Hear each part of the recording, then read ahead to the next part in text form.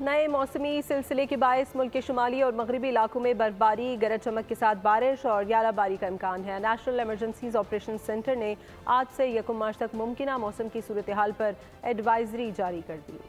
1 مارچ تک ملک کے شمالی اور مغربی علاقوں میں برف باری اور بارشوں کا امکان۔ نیشنل ایمرجنسیز آپریشن سینٹر نے ایڈوائزری جاری کر دی۔ شمالی خیبر پختونخوا میں شدید بارشیں سیلاب اور لینڈ سلائیڈنگ کا باعث بن سکتی ہیں۔ بلوچستان کے مغربی، شمال مغربی اور شمالی علاقوں میں بارش اور پہاڑوں پر برف باری کا امکان ہے۔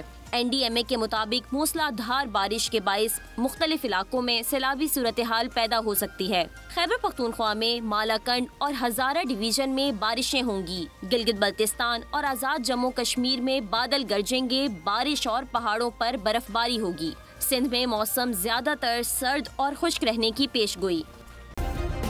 سبسکرائب کریں اور بیل دبائیں تاکہ کوئی خبر رہ نہ جائے۔